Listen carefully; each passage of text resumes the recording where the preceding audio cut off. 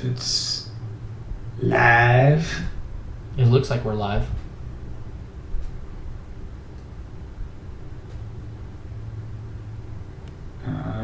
It's not. Or It says live. Let me refresh it. Here, give me a second. Oh, yep. Yeah. Yep. We are, yeah. We're live. We're live. Oh, wow. We're live. We're live. It's alive. It's alive. It looks like, there's like 5 likes and 8 people or 5 people viewing. I don't know what that, it's like scary and weird and stuff. So, all right, man. Well, let's just chat and hopefully we'll get some people on here. So, Yeah, sounds good. So, let me minimize all these windows here. All right, so I guess we're going to talk a little bit about the cover art piece that I did for this last session, or the upcoming image pack. And yeah, so just real quick, I mean, I guess people might not want to know, but they're gonna know now, and we can talk about it. So I shot in like this town called Mojave, in the Mojave Desert, and it's like right off of like, I guess that would be like the 14, people that know California, would be like the 14 connecting to like the 395, and basically the only reason you're ever going through this town is to maybe you do some work for NASA or Edwards Air Force Base, or you're heading to Mammoth or Bakersfield or Tehachapi. There's like absolutely no reason. I mean, I guess if you live there too, that is a possibility. I guess you're going through there. So I think I did like the photo shoot. I did 2 sessions, and we did it, and it's super windy here all the time, and I knew there was going to be some times where like I needed to shoot on a tripod, so it was like going to be really tough, and it was super cold. So I think I shot in like, what is this? This is like, February 15th was like the first photo shoot, and then I shot again a little bit later, but so everybody can see, like, these are most of the back plates that I think a lot of people are working with or using. I have 2 cameras. I have an Olympus OMD EM5, and then I have a Sony A7. I have the Mark II because I was impatient and didn't wait for the Mark III A7. So what can I say? It is what it is. So usually just shoot raw.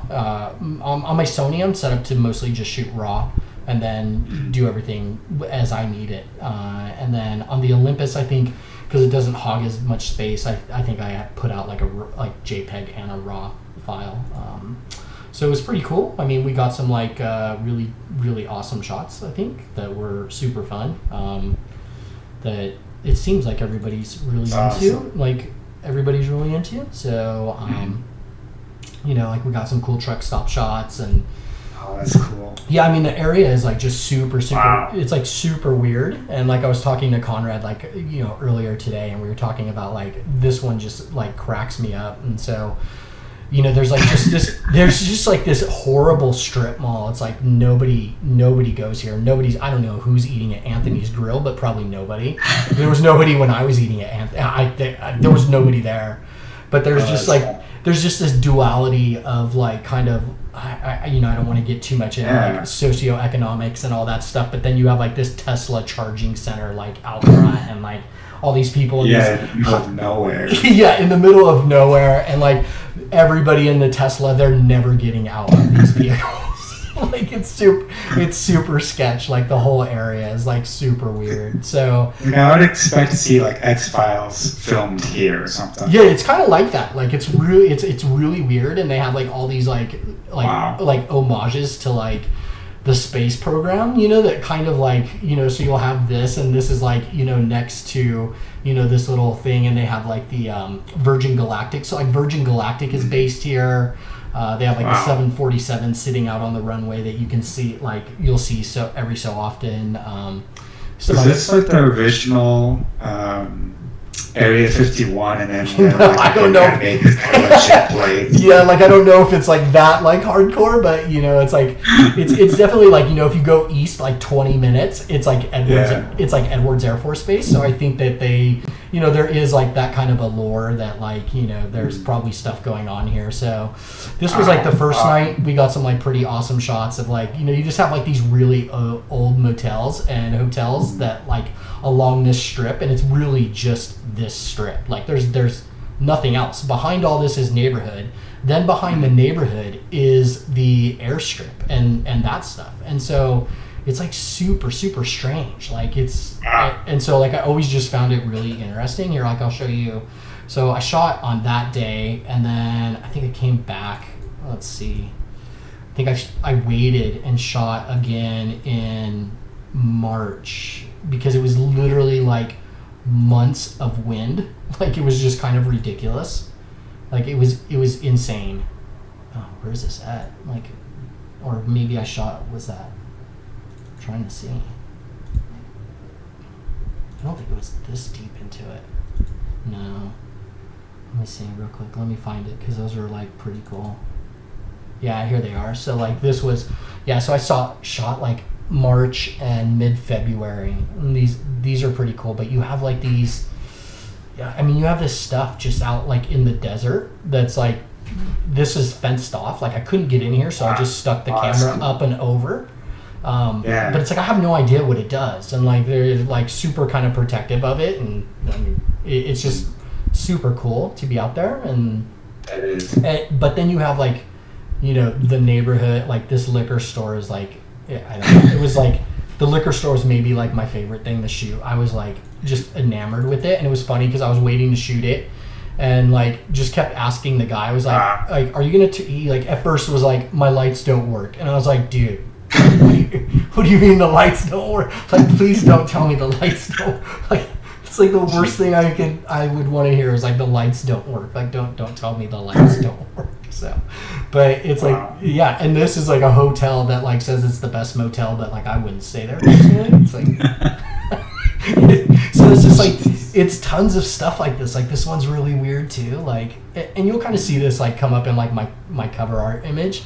But like this is a Kern County sheriff, but like this car didn't move for the whole month that like I went back and shot the place. And then oddly the house is flying. Like this is in California, but they're oddly flying like the Arizona state flag. Like it's just really everything of this is weird. Okay? Yeah, like everything is super, super weird. And then there's this I gotta show you like this one house that like they're still getting mail. And so somebody's still living there. So this is like a little weird because like I didn't want to shoot like people's houses. Like that's it can get a little sketchy. That guy in the window. Yeah. It's like you can get a little sketchy. But this house here, like literally, dude, is like falling off the foundation. Like, but they're still receiving mail, and like so I think someone lives here, but it's just sliding off. Like it's crazy. Like air conditioning is hooked up to it, and it's like just going. Like the tree is leaning one way and the house is slipping into the other direction.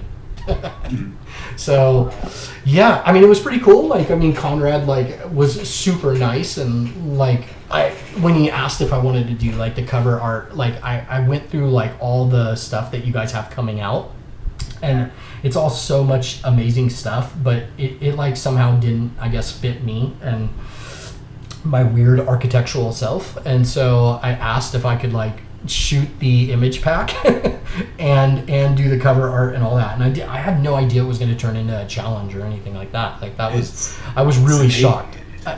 Yeah, it's like super cool. I mean, I'm really into like, now I'm into the habit of like I pretty much carry my Olympus like anywhere I go, just so I can like shoot just like real off the cuff like kind of stuff. But to be able to go and shoot is pretty important. Like I love this one too. Like I don't know if I'll ever use these, but there was like this old kind of like antique army surplus store, and like just the reflections bouncing off, and it's kind of hard to hear because the files take a little while to load because they're raw, but it's like super crisp and really cool, and like you just have this like neon light, but this is like behind the other area. So it's really weird and kind of a really trippy area. So that's like Yeah, and then, out of nowhere is like also UPS shipping, which like you can literally walk up to these things. I'm like, dude, like you guys don't have a problem with like theft? It's like, this is really weird. It's like I can just walk up to any of this stuff. Like certain things are fenced off and the airport is like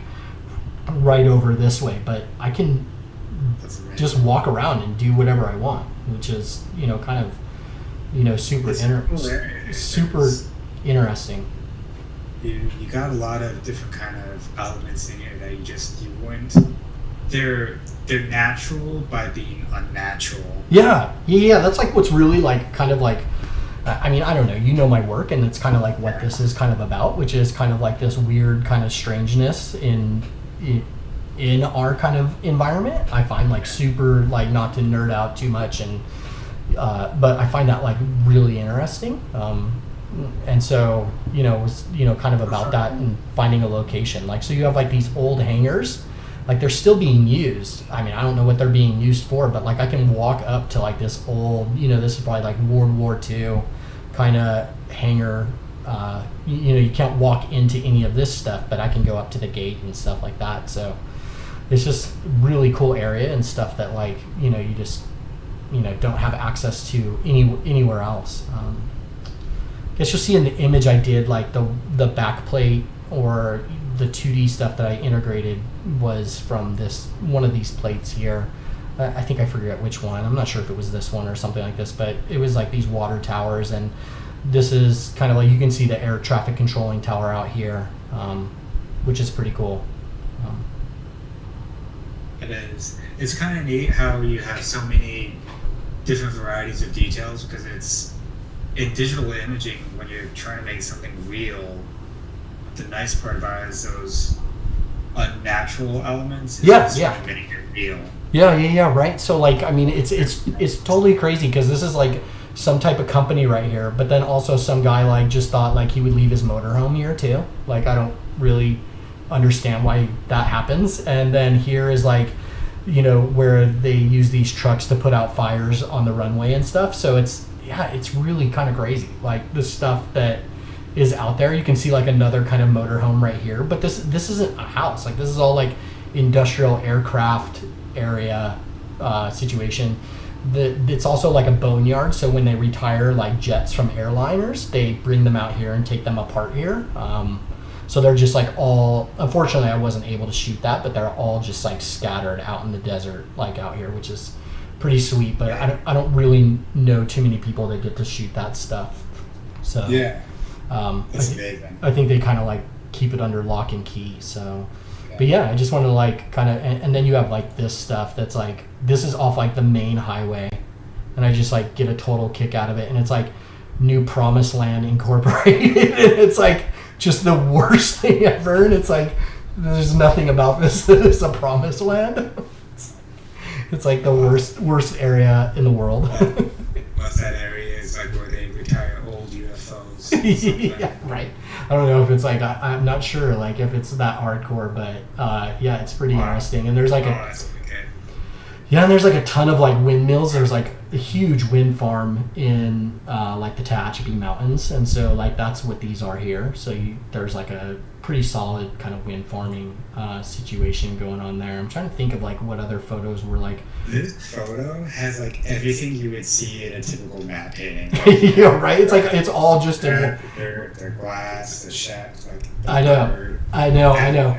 And this place is really weird too. So this was a really popular like Ford dealership, like until, I don't know, I want to say until about like maybe, I go by this area a lot when I'm fly fishing. So like, I want to say maybe like a year or two ago, but this place, it was like known to be one of the best places you could get a really good deal on a Ford. And then all of a sudden they went out of business, and they had been there forever. And the really eerie thing is like, they left the furniture inside, and like the lights are on every night, and it's like, that's totally not creepy. Yeah, right. It's like it's super weird. Like they just like left everything on, and like of course it's for like security purposes at night, but like it's just really odd to do something like that. And there's no like there's nothing really kind of blocking it, saying like, hey, this is closed down. I mean, it's closed because there's not like there used to be cars out here, and obviously you have like the available and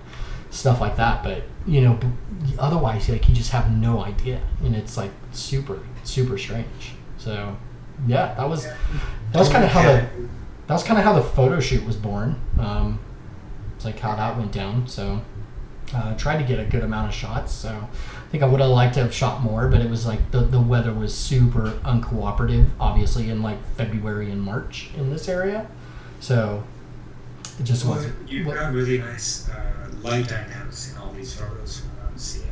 Yeah, I mean, I think it's pretty cool. I mean, it seems to be like from like what everybody's doing. Everybody seems happy with like kind of the imagery, and so that's fun.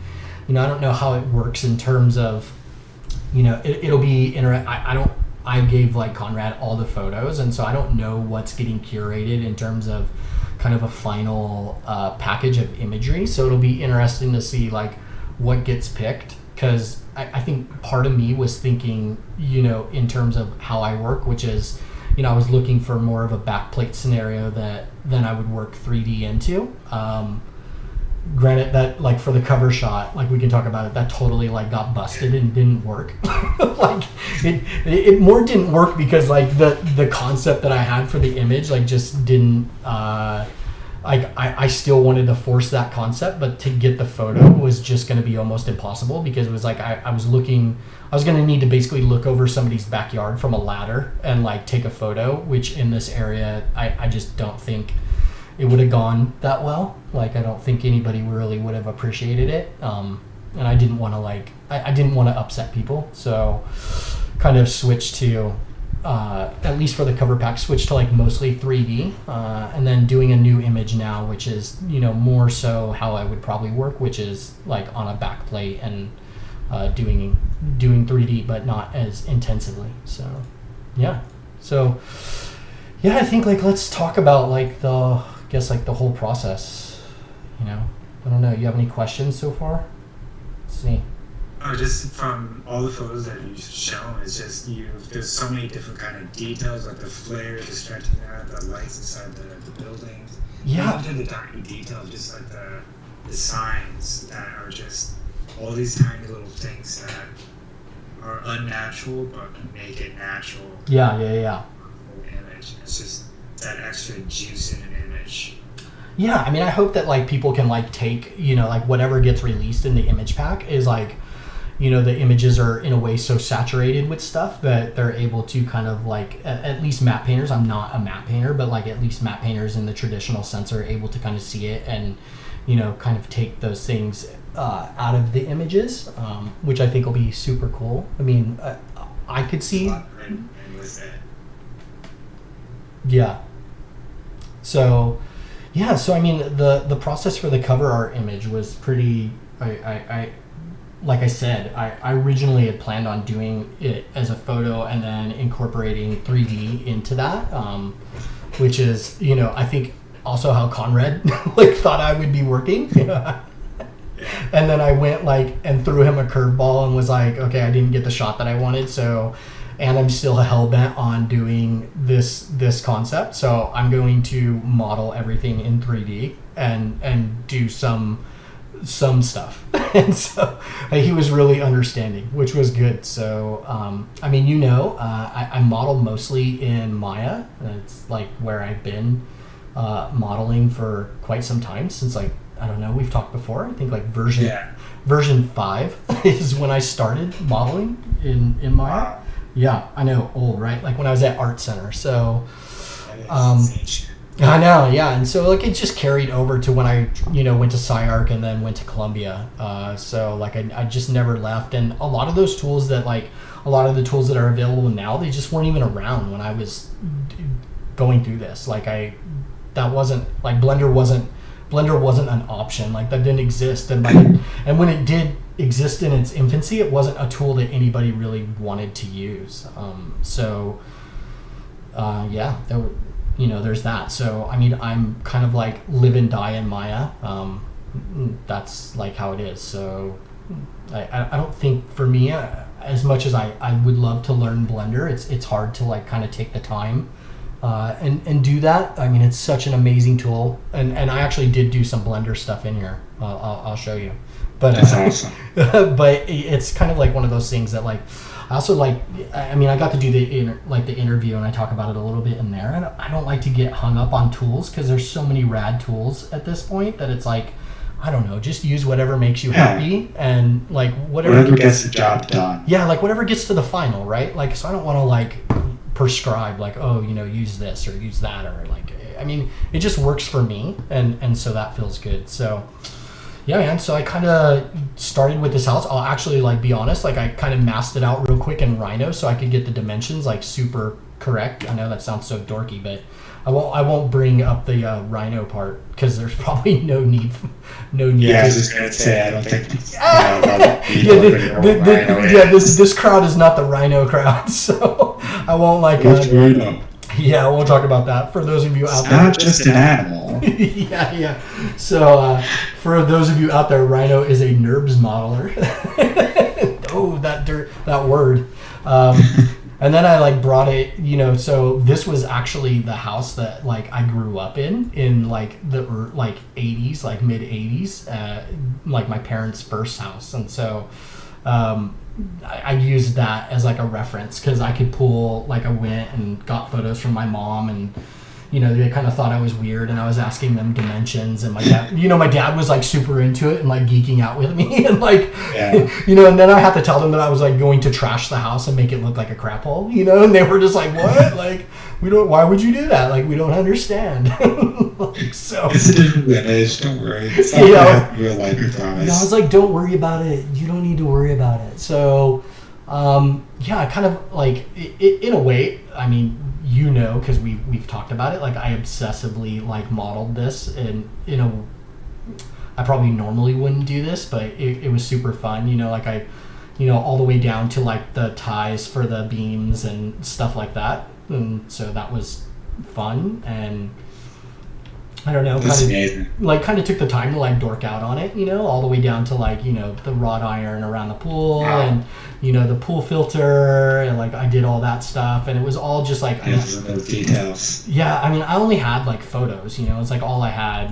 I mean, this is, so somebody's probably out there in the world like, why is this mesh so dense? And it's like, okay, yeah, I mean, I was working with sub-Ds, or, you know, smooth polygon meshes, I guess as you would call them now, and then converted it. So I was being lazy and not like hard surface modeling. So, but that's why it's dense. I was being a bum and didn't care. And the funny thing is like I knew I wasn't ever going to show the front of the house, but still did the same amount of detail. Like I'm not really sure why.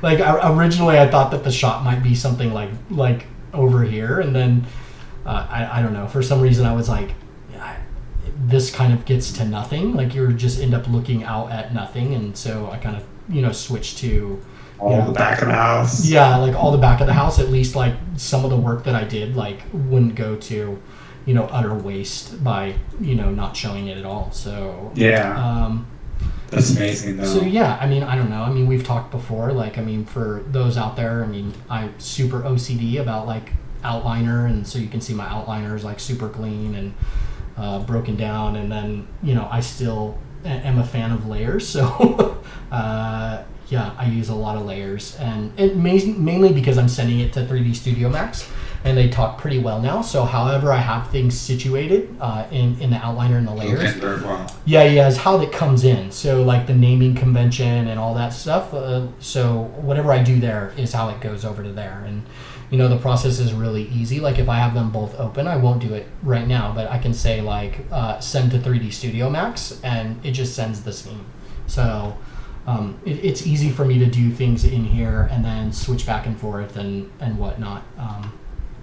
You know, I mean, for the ground, I think I did like, you know, like quick, like, you know, I knew you wouldn't see that much of it, but just like a quick like little sculpt brush to like, you know, like soft brush thing to do that. I some stuff I don't even know why. Like my parents had this like 80s wood paneling that everybody had in their house in the 80s, and like I modeled that and like chamfered all the, it's like stuff that like, I don't know, I was just being like super crazy. That's awesome. Like, so I don't know what, like, you know, this this lived for one shot. So yeah, I guess if anybody wants some random model of like my home as a kid, like, let me know. This is what it looks like. This is what it looks That's like. Amazing. No, it's all those tiny little details just to. Well, I mean, I think it like, I think partly because like I didn't get the photo that I wanted for at least this concept. I felt like I needed to do that. Like, I don't think I normally would take that approach. But it also is like fairly easy modeling, right? Like, I mean, this is not like complicated stuff. It's pretty simple with just like, bevels and stuff like that. So it's, I don't know. It looks amazing. It's not like complex in terms of that. So, and then I kind of masked out the kind of machines that I was going to have in the image in here as well. Yeah. It's just like this is kind of a weird process. Like we've talked about this before, so that like I'm super into kit bashing. Like I really like it. We've talked about this, but in a really, I don't know if it's different, but I like the old school like Star Wars, like when they made the physical models forms of kit bashing. Like they just kind of like had a bunch of plastic models and they like stuck stuff together to like get new stuff. And so I'm super big into kind of like, taking it and, cutting it up and doing things to it and deforming. Mix and mash. Yeah, like mix and mash and deforming stuff and whatnot. The only thing I would say that I normally do is like I'll usually have like just like some kind of like generic concept that I'll mass out real quick. I think I like masked out this piece and then went through some mirroring options and kind of came to the this last one and I was like, oh, okay, that'll work. It looks amazing. It definitely has that Star Wars vibe and even like it kind of reminds me of Legos a little bit. A little bit, right? Like, so, I mean, yeah. Like I was talking to Conrad about this earlier, like the reason I love kit bashing is like it allows you to get to like this hyper level of detail without like doing much work, and when you're really just kind of focused on like wanting to do the image. At least to me, like coming from an architecture kind of background, I think that's like super fun. It's like, no doubt you could definitely model, and I could, but it would be, I think I would lose interest at like modeling the detail of this and not complete the image. And it's really about the image. So like I just want to focus on that. And so like I think there's so many awesome resources out there for kit bashing these days, and like I think just for me, I tend to do it a little bit more like how it's going on on the academic side of architecture, where it's, you kind of taking pieces and mashing them together. And I mean, we've talked about this. There's guys like great. Because I've seen it in your work. You're not a map painter. You're an architectural. I mean, like I'm an architect. It's a very different viewpoint. Yeah, right. Like so. I mean, like I make images now, but like, I mean, my schooling and everything is architecture, and like I'm still a designer at the end of the day. And so I think a lot of that comes into play, like where I want to be like designing, but at the same time, like design, at least for like architecture and like how you go to school and like just that whole process is a pretty lengthy process, that I think like when I started like kit bashing in that way, it kind of freed me of that kind of that element of it, like in a way like overthinking, over critiquing, being able to like quickly get at something, which I think is good. At least for me, it's good. It's like a valid way of working. I think I still like to kind of quickly kind of mask something out and see what it might look like, for scale and all that stuff. So it's good. So that was like awesome. That was like Maya. That was everything done in Maya, and we'll say that dirty word Rhino again. So after that, like I sent everything to 3D Studio Max. So I'll like pull that up. So and took it to like the next step. So it was like, that's amazing. Like I used a lot of elements from, a lot of textures are from Megascans. Like I love those guys. I mean, they do like great stuff. If I can use that stuff, I will. A lot of it is, there's so many cool plugins. I mean, people are like, dude, like, why do you use Max over this or that? And I think partially because, in architecture still, visually, it's still kind of standard, and so many assets out there exist for Macs and are ready to go. Most of the time ready to go for V-Ray. I'm not using V-Ray at the moment, but you don't have to do so much. And so the less time I can spend on like rebuilding an asset or like retexturing an asset or anything like that, like I think part of that comes from like the architectural visualization side of things, where you just don't have time to do that. Like no one's giving you no one's giving you the time to do that. Because I used to render out of Maya using V-Ray, but it was just at the time there was nothing for Maya. It was like you couldn't go buy trees for Maya and had it ready. All that stuff was for Macs, and so like I just one day had like this really good friend Karam who used to work at Mirror, and he was just like, dude, you got to switch to like Macs. And it was actually when I went on paternity leave from my daughter I was just like, okay, I'm gonna learn Macs. And I actually, if there will be Macs people out there that are like, dude, he doesn't know Macs, because I actually don't. Like I can't do very many things in it except like render and texture and build materials and lighting. Like that's why I still model in Maya. Like I just, for me it's and even I have like all the hotkeys and the panning and everything set up like Maya, which somebody I'm sure is like mad and angry that I did even that, so you've got the tools for what you need to get done for it to work the right way. So I mean it just like works, it just works for me. I don't know that it's like good for everybody else, so it is what it is. Exactly. You're finding out what works, what doesn't, and you're having your reasons for it. You're not just and I think in architecture, you're just like so used to getting models from all over the place. Like you're going to get the model from Rhino, you're going to get the model from Revit. Somebody might give you stuff from SketchUp. And so it's not like you're not getting stuff from like just Max or just this or just that. And you generally don't have time to rebuild stuff. That's like, I mean, you would love to, but that doesn't always kind of like afford itself to be able to do that. So I just noticed you even went to the detail of the fence of having one of the panels broken. Oh yeah. So like, I mean, this stuff awesome. This stuff was like pretty easy. So like, I used this script. It was like, let's see, I don't even think I have that one installed anymore because I used it just for that. But it was like, it was called like poly damage, and it was like, so if you like go over here.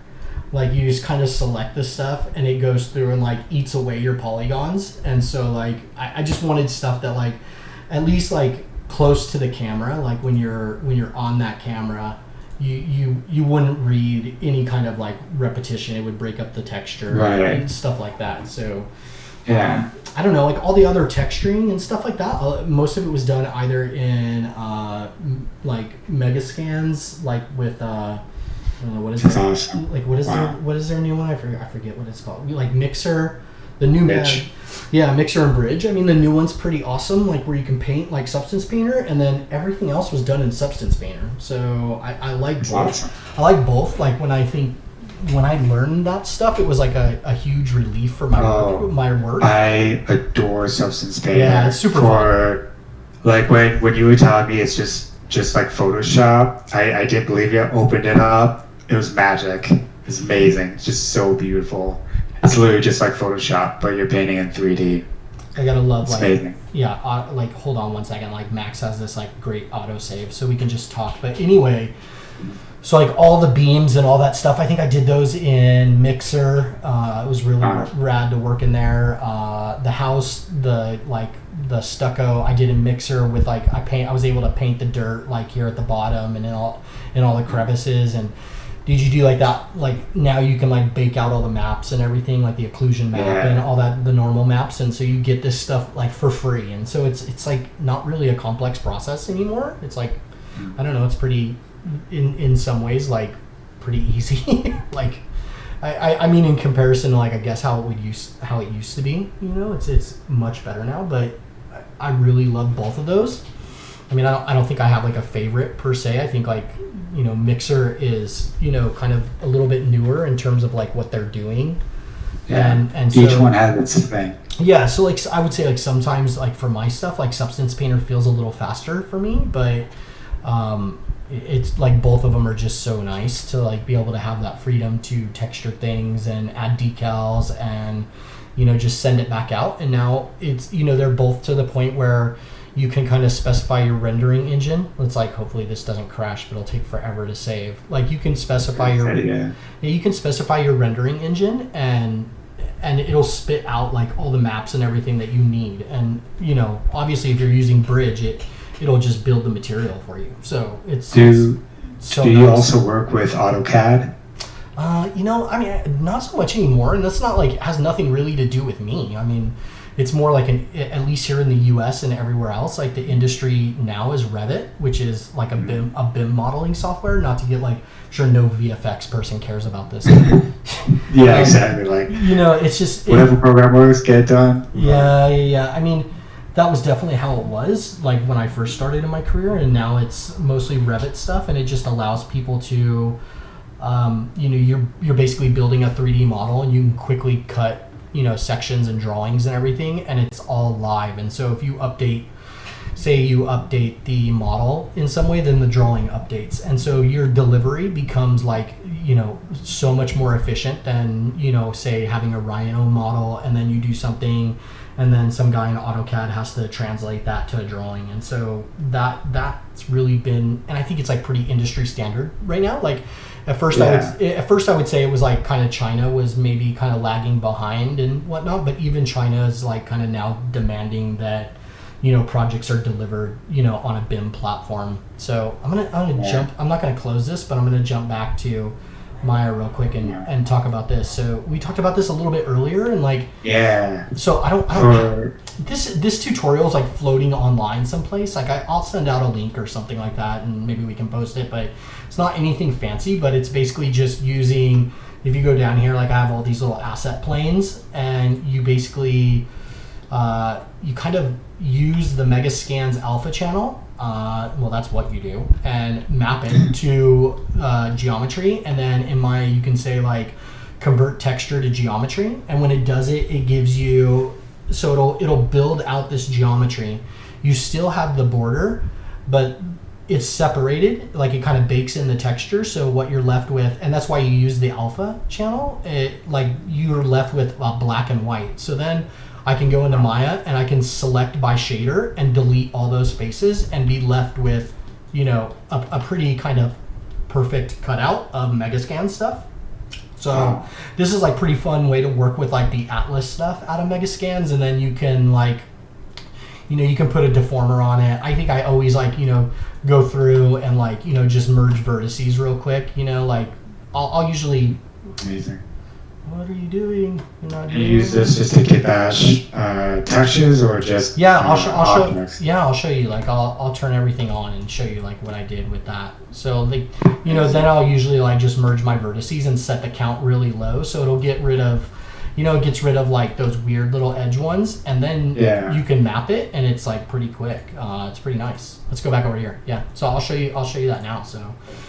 So obviously you had the house, and then got that all kind of done, and then started to build out like kind of the rest of the scene. So you can see I have a bunch of stuff turned off, which is oh, this is what I use Blender for. I really like that new cloth brush. So when it was like in beta, I like wanted to kind of do like this like take the tearing of maybe something here. I got away with like, I have some intersecting surfaces here, but like you weren't going to see it, so I didn't care. So, but their new cloth brush, is pretty rad. Like it was. Yeah, when I saw that come out, I was just mind blown. Yeah. It was like super, super cool. And so let's see, like the wood planks here. This is like pretty cool. It's like this plugin called Floor Generator, which is like, I don't know, like here, I'll just do it real quick just to show people. I mean, it's not like anything, I don't know, it's not really anything that fancy, I guess, but it's just nice and fast. And so like, I just duplicated the border from the Maya shape, and then, let's see, here.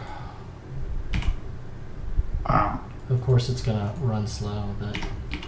That's getting easier and easier to do. Right, and so then you have this plugin that's called Floor Generator, and like you just assign it and like it basically creates like a floor, your grout and everything, and then that's amazing. yeah, Wow. and then the company actually has like separate wood panel textures or concrete, and a special Plug in. yeah, a special shading node. Then you just like plug in, so it's like Wow. it's pretty easy. So that's like nice. That's amazing. It's fast. It's good. It's like all the bricks here. This was all like you'll see some repetition. I didn't really care because we weren't going to see it that much. This is all like Megascans bricks. Yeah, that's all that. And then, yeah, that's like, let's see. So let's start turning on stuff. I'll just like turn on a bunch of like insane stuff. So let's see. I don't even know what this is. What is? Oh yeah, these are all the assets. So like all those little assets that I built were like stuff like this. Like I wanted. Oh, nice. So I wanted to have like a patch of wood, on this, and so that would be there. Oops, sorry. Oh, that's clever. Okay. So that's where I used like all that stuff was in that case. So like they're kind of like all over the place. I don't even know where that one's at. I might not have used that one. Somewhere out in space. Yeah, right. Like, oh no, there. Yeah. So like I just like Wow. for these broken boards, I just went in and did it that way. And obviously like when you give it a thickness, it doesn't map perfectly for that. But at that scale, like where I was going to be, That totally works. yeah, where I was going to be standing is like right here. It's like it's imperceivable. You're never going to see that. You could, if you do see it, like you could just paint it out. So Unless you're in VFX, then they want that detail. I know. There would be like, oh no, we want to see the edge of the wood, But for like what I was doing, it was fine. So. It's amazing. It's awesome. So like I just used like a bunch of their stuff to like kind of scatter in place on the edge here. It was like not anything like to just to break up the ground and whatnot. And then like the air conditioner, just like stuff like that. It's not like anything too complicated. Just adding stuff. You're bringing in those details from those photos of all those tiny little things that. Yeah. Right. So. Bring the life to it. Yeah, right. So that became like really important. So like I knew I was going to lose that stuff by not working with a plate. So it was like, okay, how do I have to get it back in a way. Like those are the things that made that area so cool. And so I needed to work that back in. And so why some people might be like, dude, you kind of overdid it. It's like, yeah, I know, but it was overdone in the photography. It's like the area. Exactly. Yeah, like the area had that richness. So in a way, I needed to recreate that, and it is what it is. I had like the bed in the bedroom, in here, some of this stuff is like really default lame shit, like that no one is going to see ever, but it's enough to, in the image, just see through. Right. And I use this really cool program. I'm sure there's others like this, but I use this one called Connector. And so this basically is linked to my assets library, like 3D or anything, and it kind of gives me a preview, and I can just drag in either textures. If I'm in like the material editor, I can drag in textures. If I'm in like 3D, like say I can grab this file of this light and just drag it in. But I can always see like what's nice is I can always see like a preview. Like I can always I can look at something and go, okay, like I don't know, let's look at like... That's wicked, wow. Yeah, it's really nice. And it, works for most things. I don't know, let's look at like some Evermotion stuff, like some old Evermotion Arch-viz. And because you have time to model a bed and a tiny little light all the time. Well, yeah, I'm not going to do that. So like, it's just not going to happen. And this is really cool because then I don't ever have to leave... I don't have to leave and go to my hard drive or anything. Like I can just look here and go... Okay, I know that this folder is all armchairs, and I can look at what's here, and whatever I like, I can just kind of drag into my scene, and it's pretty nice. It works for, I use it for everything, so like even within my visualization folder, like even within there, like all my HDRIs and all that stuff is all set up in a way that like I can go there real quick and kind of see a preview of it, see like a model, and then I can drag these textures just into the scene. That's amazing. It's pretty nice. It's good. I think it works for like a lot of softwares. Like it's not like independent to just Max. It's its own standalone thing, which is quite nice. And then, the other big one that I use is, in terms of workflow wise is, and most Max people probably know this, is relink bitmaps is, so I can like keep the bitmaps wherever I want and just kind of, source through location, and then just it'll look through subdirectories and all that stuff and refine and relink textures. So I'm not like spending time. Yeah, like I don't want to like spend any time by hand like looking for like this stuff. It's like that. Yeah. That's like it's such a killer. So wow. Yeah, that's awesome. So then we have like the ceiling fan. I always forget that like Max. Even the ceiling fan in the house. I know, dude. Like I'm so lame, right? Like it's so sad and disturbing in a way. It's like the chairs. You have a full built-out scene for anything and everything. Yeah, no, I have like a full built-out scene for one image.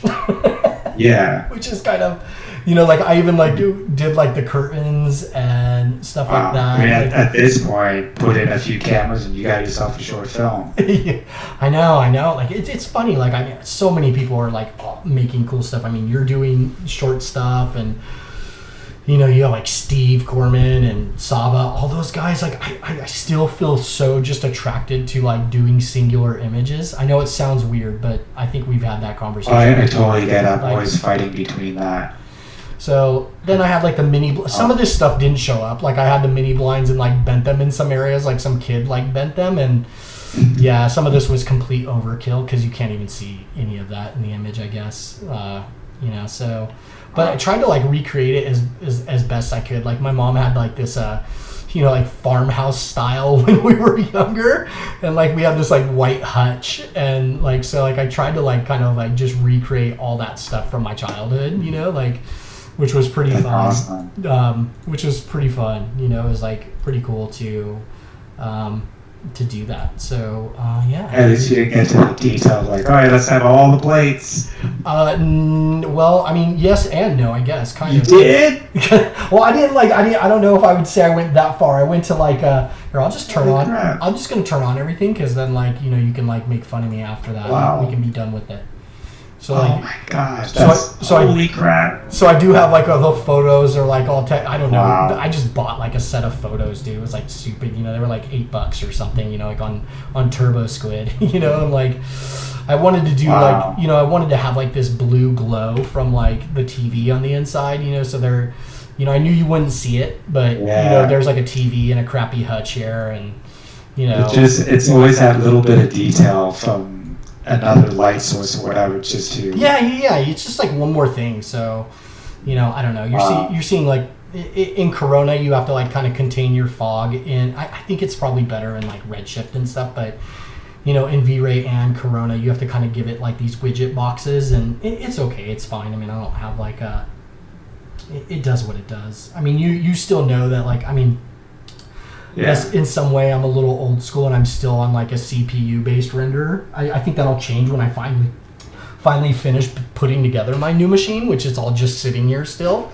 I'm like afraid to touch the stuff myself, but when I get all that stuff, I don't know. I mean, I still got a really beefy, Threadripper processor, so I'll bounce back and forth. I think for now, like for me, I just don't want to, it's like a workflow thing that I don't necessarily want to disturb. So. And I think like I used like so I had some like VDB stuff here. I think I used like Mitch Myers. Like he has a pretty cool like smoke pack. I don't know do you know him? Yeah. He has like a pretty cool smoke pack that I bought like a while ago, like smoke and fog. So I mean, I knew I was gonna paint that. I mean, you obviously could paint it, but I kind of wanted the light to bounce around a little bit in it.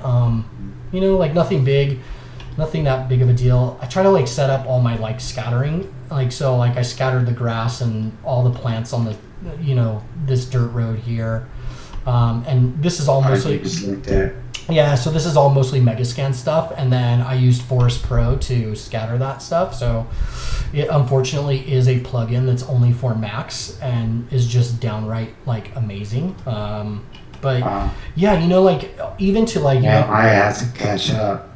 No, I don't think it's like about that. Like it's kind of weird because I know that like everybody, and I see guys, I mean you and I know Steve and those guys like all use like mash to like scatter stuff like that, but it's like not the same for sure, like in terms of like Definitely. the advanced like kind of stuff that you can do in terms of scattering it, and in terms of like memory consumption, it for sure is not the same. And so yeah, man, so like all, you know, the trash can, all this stuff I just, you know, kind of bought, and I was super into like you know, I took one picture in the pack that there was like these mattresses just set outside, so like I was like, dude, I gotta like get that back in. And I ended up doing the is that a thing actually in LA? Because I have a friend out in LA, and when he's driving around, he's like, in 1 week I saw like 30 mattresses. I don't know if it's like a thing. I don't know if it's like a thing just in LA, dude. Like I mean, when I lived in New York for grad school, it was like it was pretty, especially when people were clearing out around the university.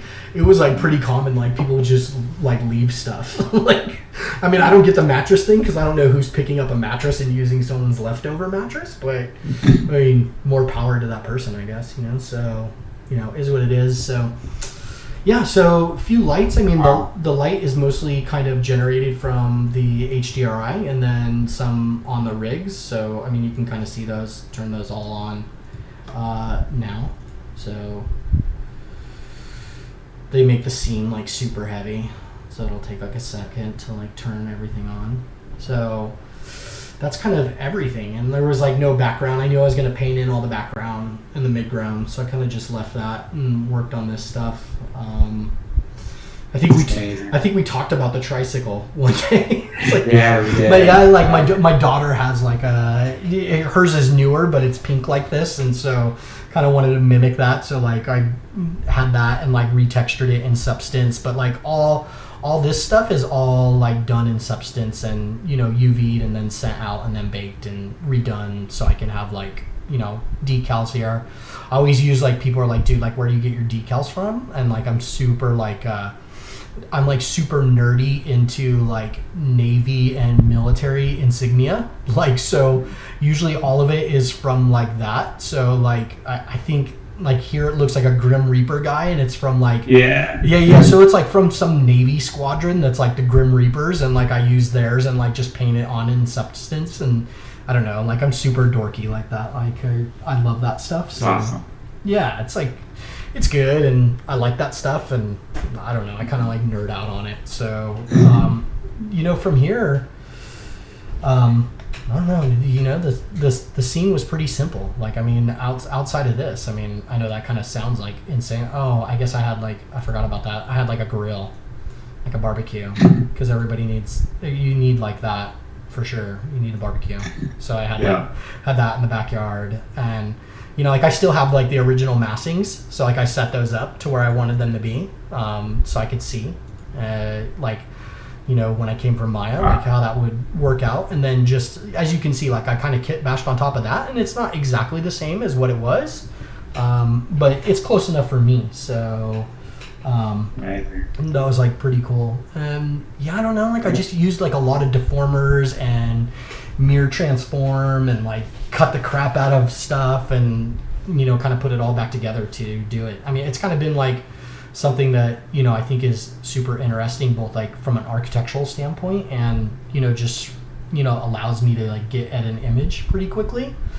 So I don't think I'll drop it anytime soon. Having said that, like I don't think you'll see me, like, it's hard for me. I don't think you'll see me, you know, I've talked about this, and I don't have like a problem with it. Like it's just not me. Like I don't think I'll scatter like a bunch of buildings or a city like that. Like, but it's not for anything except like it's just not like me. Like it's just, I think it's still like the designer. Like I want to do something, but still want to like make an image. So yeah, it's cool.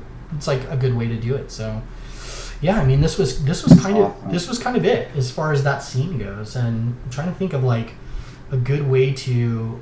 And you really detailed I know that like, entire scene. It's like super dorky, I know. Sorry. So it is what it is. No, it's awesome. It's amazing. I know, like, it really shows you, if you love what you do, you're just going to go all out. No, I mean, it was so funny. Like, I think, like, Conrad was like, so where are you, like, matte painting the stuff in? I was like, oh, Touche, dude. Somewhere. Fair enough. Somewhere. Fair enough. Like in the background. But it's like I said, like I didn't like, and like I don't know, like I don't work that way. Like I don't like, I set off more with an idea, and like when that wasn't like in a way coming to fruition through the photography, like I was like, okay, then I'm just going to model it. Like I didn't like, I guess I probably should have dropped the idea or like changed it, but it's like I don't know, it's like just personal work, so it's not like I was trying but it works, so. Yeah, I was like I wasn't like I didn't need to meet a deadline or something like that. Like, so I just was like, you know, it was okay to just, I felt like do that. Like, so I think like the, let me see, like. And you're having fun with it, and you're enjoying it, and so why not? So like, you know, so I mean, you know, like I render out of Corona, which is like the worst name ever right now, right? Like I couldn't imagine having a rendering engine called Corona at the moment. Right? I don't know, maybe I should change it. I don't know. It's like, I switched from V-Ray, and it wasn't like, it had nothing to do with like I didn't like V-Ray. I just wanted to spend, you know, more time on kind of like look development stuff and lighting and those things, and not worrying about like setting my samples. Like I didn't want to worry about that stuff anymore. And so, you know, even though this engine is still CPU based, you know, with my new computer it'll scream, and even with this one it's decent enough. And I just, you know, when it comes to my personal work, you know, like at work I have a really nice machine, so I don't care. On my personal stuff, it's like, I mean, if it's got to go overnight or whatever, like it doesn't really bother me like to do that. And so it's pretty cool. You get like this thing, like you can definitely save out like all your I'm pretty bad at like, I'll make little adjustments and then save out another file. So definitely like kind of have a whole bunch of stuff that came out like pass wise. I'll show you the Photoshop file here in a second, mask wise. But what I liked is they do this file called a CXR, and they have like a separate like engine. I don't know. I'm sure like other people have this now at this point too. I'm not like up on the coolest stuff. Like I know you use Redshift, and it looks so damn amazing. Although now I love Redshift. Now it's going to tell me like it doesn't have enough RAM to do this probably. Give Redshift, man. It does all that volumetric fog for you. It's with one button. It's so nice. I mean, I see so many guys using it, and then I'm like, part of me is a little nervous that like, you know, we talked about this. Part of me was nervous that they were purchased by Maxon, and I was like wondering like, you know, were they going to not develop it? But I mean, Corona kind of went through the same thing where like V-Ray or Chaos Group purchased Corona as well. So they're like kind of developing the two side by side, which is pretty cool. I'm going to close this file real quick and see. I want to show you the CXR. I don't know if Redshift does something like this, but you basically get to save like a CXR file. They call it a CXR. And then you can open up your rendering, and you can I could either restart the rendering from this file if I needed it to go longer, or I can make like adjustments to the lighting, to the bloom, the glare. If I have like multi-light set up, I could do that, and then I can save all my passes right back out. So I don't like need to re-render that. Wow. Yeah, so it's like pretty cool in that sense. You know, I don't know. Yeah, I've never seen anything like that. I don't know how many people. Redshift has their own panel built within it, but you have to do all that first before you render. Yeah, so this is like, it's kind of wow. It's kind of the same. I mean, you still get a panel like when I'm in here, like, Jesus, this is gonna auto save again, so let's just skip it. But you know, you get the same kind of panel where you can do things. This is just like you can save a file independently and still work like kind of afterwards. Like I can adjust exposure, I can like do all that stuff, which is nice, like to just do right there and save out like a different set of images. So that's this file here. When everything kind of boosts back up, I'm gonna close out the Maya file, regain some juice here. So while you do that, for those who are joining in, Jimmy's going over a cover pack of photos that he took, and he's going over the scene that he built of that cover, and that's also part of the challenge that's currently happening with some of the photos that Jimmy took, and we'll be going over that soon. Yeah. Here, I'm going to close out some of this stuff so I can get Don't destroy your computer. No, dude, I'm like working on like an old Mac, well, not old Mac Pro, but Mac Pro until like I decide to build my new one. But I'm like being so timid when it comes to computers. I'm like, dude, I don't want to like I was gonna have like the IT guy at the office help me, and then like COVID hit, and I was like, dope, okay, so everything is like sitting there now, and I'm like just petrified to like touch anything, and like I'll get screwed and have to pay for something on my own, and I don't want to. So I'm like, dude, F it. So yeah, like let's look at like, I don't know, the raw image is like pretty, I don't know, it's okay. It's like nothing really too, I would say, fancy. I mean, let's see if I can just preview it here. I mean, I usually render out in like 16-bit TIFF. So yeah, this is kind of the raw file. Like That's awesome. Yeah, I mean, it's fine. I mean, I think that like, also too from like being in like, I don't know, it's probably different for you guys, but I guess like being in architecture and having to do images for that, it's like you kind of have to get out of 3D pretty quickly and be able to make adjustments in 2D and do that stuff. So it definitely makes it easier if you have everything in 3D as much as possible. Of course, and then the amount of paint work you actually have to do is a lot less. Yeah, I don't know. I mean, I didn't feel that comfortable for a while. And it's funny, I think we had like a similar path. Like, I don't know when you took Max's class and when I took Max's class, but it was like, I felt like I hit this point where like my work plateaued, and it was just like, I talk a little bit about it in the interview, and I just like came across like Max Berman's like matte painting class one day and like took it, and I can't even say I like actually finished everything, but like, you know, because I'm working and have a kid and everything else, but like went through all the videos, and it was just like pretty groundbreaking for me, like just to I don't know, like I feel like working in 2D and having that ability and that know-how like really relieves a lot of stress. I mean, I know there's guys that are like super proficient at 3D and get like really beautiful images out of 3D, but it's just like, for me, I find it a little stressful. So as soon as I can get out of 3D, I want to be out. Like, I always feel like I'm the same way. Like, get everything in 3D as done quickly as possible. Get it done, and then like give me Photoshop.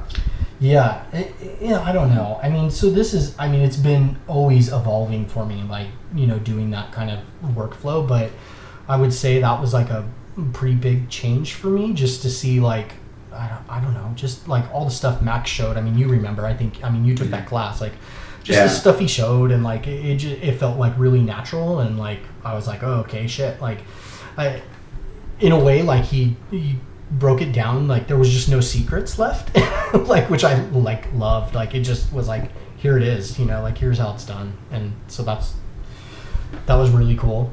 Like I super appreciated that and enjoyed that. It definitely changed my work. So that was the raw rendering.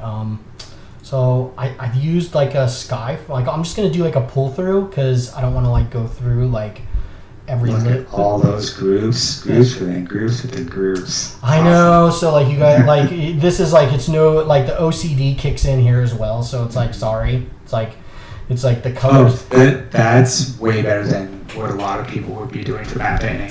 So you're good. Like I think Max was like this too. Like when I watched some of the videos, like, it was like so impressive. Like he ends up down at like two groups. I was like, shit, man, that's like, I don't think I could do that. But it's just sky, deep background, background, foreground. Yeah, I mean, he's like next level. Like I'm still a little lazier than that, but you know, yeah. So the sky was, I replaced the sky. It was from MattePaint. It was one of the skies in there. Kind of like, it was a pretty awesome, like I forget which one. Like Conrad hasn't broken out. I think he's gonna include it in the image pack, but it was like a pretty big sky. I mean, that's what's awesome about that site, is like you have access to like the EXRs and all that stuff, and like the raw files, and so you can really do like any color correction stuff that you need to do is just so money. You know, it's like, it doesn't, I mean, having a JPEG is great, but you know that like you can only push that so far. You start getting like, you know, you get banding or you get other like crap going on, and so,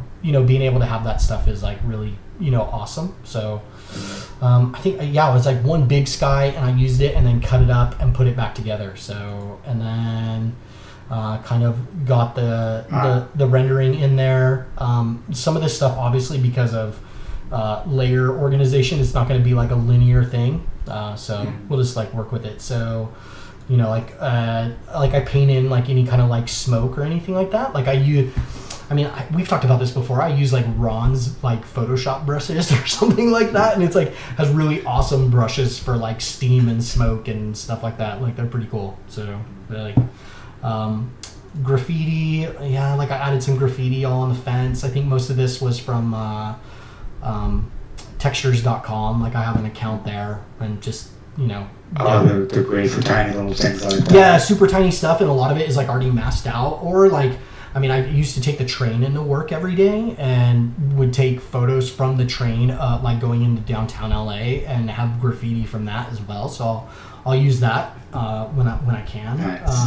But this stuff is like, dude, it's like already, you know, you just basically set it to like a blending option, and it's kind of like good to go. Right. So I like that. Exactly. So. I mean, I think you saw this at this point. Like, I mean, I was like adding in like, I don't even know. Oh, these are like the blowing leaves across the back. Like, this was that was like something that like, I mean, when you and I were talking about the image, I had no plans of doing that. Like, I think I was kind of doing the image, and you were like, oh, you should have like. I was like, oh, dude, like I kind of didn't want to do anything. There was like so many. There was like so many times like I kind of wanted to stop showing you the image because you like wanted. I don't want to do anymore, dude. like I was like completely done. I didn't want to do anything else, and you're like, this would be cool. I was like, okay, you do it then. I was like, send it over to you and have at it. Like, so and then yeah, so like I, you know, from the image pack got like the mid ground, you know, started to build that in on both sides. Try to keep that stuff like separated as much as I can, and also work in a pretty like non-destructive way. I'm not brave enough to like, you know, adjust something and then be screwed and be like, uh-oh, you know, like I just, you know, work. I don't think this is any surprise to you. I mean, a lot of this, you know, I think I picked up from Max's class and have kind of, you know, stuck with it for the most part. So I thought it was like a really kind of holistic way of working, and it made a ton of sense to me. Although I will say that like he's way better about like, you know, he'll name the layer and know exactly what it's doing, and I still am lazy and like don't do that. So, you know, like it's like I don't know if you do that, but I'm like too lazy to do it. Like it sounds so bad, you know, like I'm just like no, I'm not gonna do that. So yeah, just like I don't even know, like, oh, this is like dirt, so putting some more dirt in, you know, working on the rigs. So some of this stuff, it's like, hey, I think you know this too. It's like you feel like you're under a microscope in a way, and like when I'm going back through and turning on layers, like at the time I felt like it did something so big, and then like I turned this all off, and then like when we're doing this, I'm like, what is that? Yeah. What does that do again? Like I don't see that that's doing anything. But I know that it does, you know, it's like, you know, for this here, like, let's see, it's like, and this is why I render out like so many rendering passes and masks, is so I can like work on stuff independently and not really worry about it and quickly mask that stuff out. So like I wanted more light bouncing off the air conditioner and the barbecue. And so to be able to like kind of add that in through the specular channel or paint that in, is really, so much. It is really nice, right? And like, you know, I know like in traditional matte painting, like you definitely could use like a brush or something, but for me, like if I have like, you know, a pass, you know, I can use like you use and abuse it. Yeah, like for example, I can use, where's it at here? I can use like a, you know, a reflection pass or, you know, something like that to get that same effect and not have to like paint necessarily. And so it kind of speeds that up. So I usually separate my file into like, these are my passes, like, and I'll have like my raw, like this is basically the raw, like only diffuse pass, like it's nothing else. And then Yoon is asking about the contest, if they have to use the 3D or not. Yeah, I don't know. It's with it, all the passes are provided, so you can use it if you'd like in your own background to some of the plates, or you can make your own if you'd like. Yeah, I think like some people were doing some other stuff, and like like originally Conrad was like, can you just give me the house? So I did another rendering of just the house and just the machines. Like I like I said, I didn't even know a challenge was going to be around this, so I didn't originally even do that. So yeah, I don't know. I mean, some people, I'm so blown away. Like somebody's going to make something 300 times better than anything I did. That's for sure. It's like the stuff coming out is insane. But I'd geek out on like, let's see, Windows. I think you pointed this out to me, and I was like super mad at you that day. Probably. I wasn't like mad, but I was just again. It was like. No, it was it was like one of those points where I was kind of like done with the image, and you were like, dude, your glass reflections, it kind of just looks like the HDRI or something, and like probably should be like, it probably should be like a neighbor, like, so I like went back into like one of the plates and like got a neighborhood out of there and like painted it in, and I was like, it's awesome. Oh, dude, like stop, like. But it's like, at the same time, it's like you've been so anal about everything else up to this point, you might as well. I mean, with everything that you did, it really looks very, really realistic. It's for me. It has. I can feel the Star Wars, but it feels more like Star Trek to me. Yeah, I don't know. Just with the giant buildings. I mean, it'll be interesting to see what people think about like the interview that Conrad had me do, because I was like, it was totally probably more architectural talk than anything else, and like, I don't know if I would say. I mean, I'm like always talking about like Gregory Crutzen and Jeff Wall and all these guys that do these like really amazing cinematic but still images. So I can't really say that like I set out and go, okay, I want to make like a Star Wars or sci-fi looking image. It's not like, for me, it's not, I don't know that it's about that. It's more about kind of like, I don't know, having something super unnatural and almost like in every sense, like the scale's unnatural. Like there's just kind of like a weirdness to it. I don't know. It's still like, it's something I'm still working out too. So it doesn't make a lot of sense, but yeah, I did. I like it. You've got that odd harmony with something. Like I was talking to someone earlier about this. Like the best work I've ever seen is where you have 50% realism and 50% fantasy. Yeah. Not one way or the other. It's got that nice balance between the two. Dude, yeah, it's really so like it's really tough for me. Like I see all you guys like you're working on different paintings and like fantasy stuff, and I really struggle with that. Like I don't even know if I like will ever do something like that, because it's like feels really foreign to me in a way. Like it I don't know that like I would be able to do that. Like I mean, I guess I could challenge myself, but like I don't think like I don't go set out to make an image and go, yeah, I'm gonna like do this, like, which I guess is bad and good. I think it's partially still just like architecture in the back of my mind. Like I kind of always want to be playing with that, and so I find that part hard a little bit. But anyway, back to the image. Like I mean, I did the shoes. I think that was like I bought that from like Shutterstock. I like bought it from Shutterstock. I think I had like wanted to do it in 3D, and like you wouldn't believe, like, I'm not going to spend time modeling shoes, and like the shoes on like Turbo Squid were just crap. Like they were so bad. I was like, oh dude, like 5 seconds I can buy like something on Shutterstock and do it on there. So I did that. There's just so much detail in this image. I love it. So like even with those reflections. Yeah. So like I mean, so like the barbecue here, you'll see like the light just like get a little brighter on the edge. Like it'll just ping slightly more to like kind of match the deal there. Same with the swing set, it'll just brighten up just like a tad. And I mean, I'm doing this all through like my rendering passes. It's not like I wouldn't say it's like any kind of rocket science or something like that. Same with like the roof vents. Well, that's always a little bit of the tricky thing of how do you take your render passes and manipulate them together to make that realism.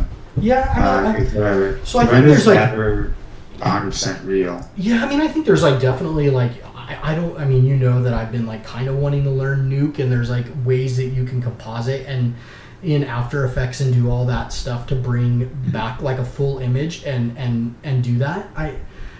It's not like, and somebody out there I'm sure would be like, dude, it's like way better if you did it that way. But like for me, I still find that I'm more working on like just specific areas of the image. And so I have like a ton of, it's kind of ridiculous. Like which I do hate this about Corona, is like they really need to just add a crypto mask because that would save my ass. But they like I'm waiting for them to do it. I'm sure they will at some point. But for now, it's like I still have to kind of like do the old fashioned like, you know, breaking it out. So if I want to work on the fence, you know, I just render out, like assign that to a mask and render that out. And there's like scripts that do this all for you. So Yeah. it's not really that big of a deal. So definitely working with like a ton of masks that way, but it's so I can work on things pretty independent. I guess like maybe it comes a little bit from like the architecture side of things where somebody is like, hey, look, like, you know, we wanted this to be blue. And it's like, well, I don't want to redo an image to make something that. And so, Right, yeah. you know, I think I've been caught too many times where like somebody wanted to change and, you know, I didn't have like a mask or a pass or something. And so now I'm just pretty religious about like just having them to have them. What does your render look like without all the... What does your beauty render look like?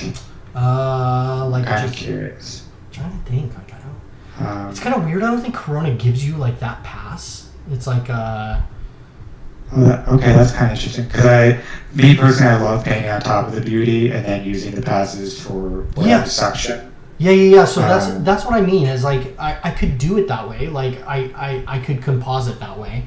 That's like a pretty normal thing, and I think it's definitely more in tune with like your industry and like that world to be compositing in that way. I just don't do it that way. I mean, I'm probably again somebody's gonna be like, dude, you doing it wrong. I'm gonna be like, well. No, you're doing it the right way as well. I mean, there's many ways to do this. And then I would just say, well, it's gonna stay that way because I probably. Yeah, No, I'm just kidding. Like, we've seen it. No, I mean, if somebody showed something like cool, I would do it that. I mean, I would do it that way. There's always, you know, different ways to do things. So because it just comes down to just I think like, whichever one's going to give you the best result at the end of the day, or whichever one's going to work for the time. yeah, you know, like for example, like on this plants layer here, you know, it was just about like, you know, just hitting those plants with a little bit more light right there, so you could see them. Same with the walls. Like I kind of felt like things started to get a little too dark in that area, and then also too I wanted to paint some cracks in, and I didn't want to have like that stuff. Again, this is like textures.com is like saving grace for that crap. It's like they just have like I mean it's just like all from there. It's like just painting, you know, cracks in, so it's cool. And I think like you know, some blowing leaves across in the front. Nothing really all that fancy. It's like all just from. Oh yeah, I think I have like some kind of splatter stain there. It's awesome. I wanted to like cover a little bit of this, so like, you know, I mean, I have like a pretty extensive library of 2D trees and stuff, which I'm pretty lucky to have. So kind of put that, you know, kind of like a tumbleweed bush in there. See lights. I don't even know what that.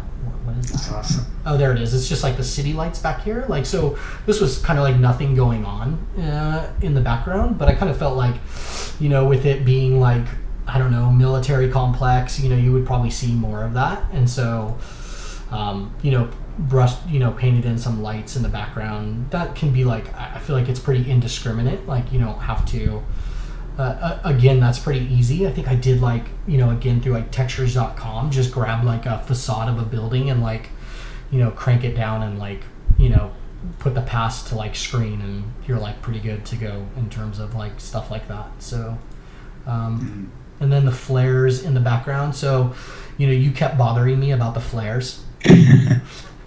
No, it's good. I mean, I'm joking with you because it was like rightly so. I mean, you should always have other people like looking at your stuff so you could like, I mean, because you look at it for so long, and so, you know, it was like bothering you, and so like I ended up going back, and like that's why I had that CXR file, because like I ended up going back and saying like, all right, fine, like I'm going to completely control all that like in post, so I can like, if anybody's like, dude, like dial that back, like you can just dial it back. And so I rendered out the image, I turned off all that stuff, and then saved out a couple passes with it back on, and then was able to kind of like, you know, put that stuff back in.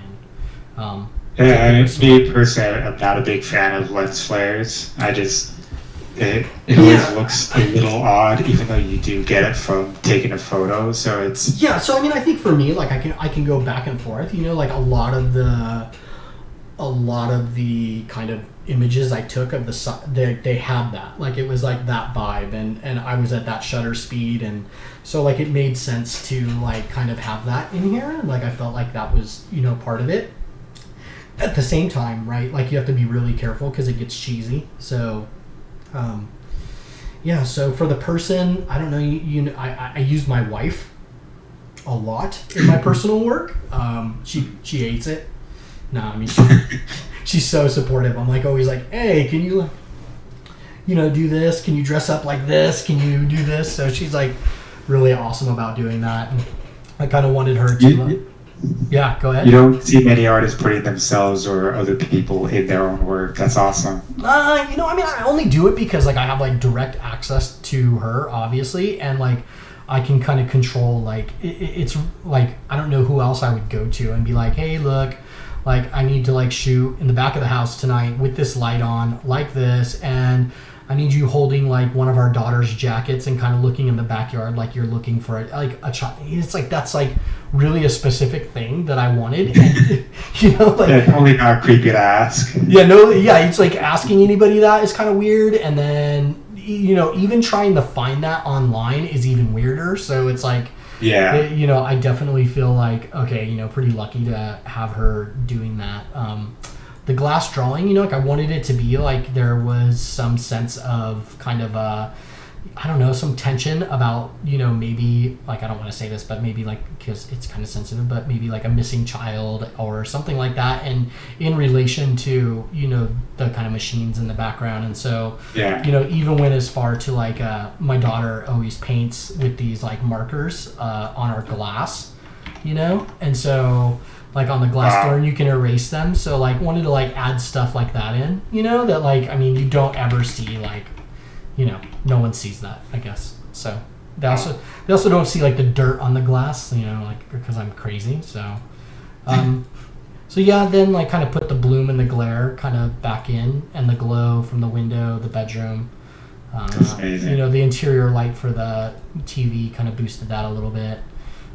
And then kind of just really like, detail everything in this. Yeah, It's incredible. and then just kind of like painted like you know some atmosphere in there to like kind of push things back and a little bit more, and yeah, and then like final color grading. And I mean, you already know I do some like nasty things that like you know is probably, it's like the biggest no-no in like the matte painting world. You know, it's like I don't mind using like lookup file, like lookup tables or anything like that. Like I know it's taboo, I get it, but it's like for me, it's like my personal work, and like I don't care. I mean, I guess if I was in the industry and I like, you know, I know that you can't do it because like even from, you know, watching Max's class and stuff, it was like, dude, you have to deliver it in this certain way. So Exactly. But for me, it's like personal work, and so like I just don't care, and so I just I mean, when it's personal work, you can do whatever you want. It doesn't matter.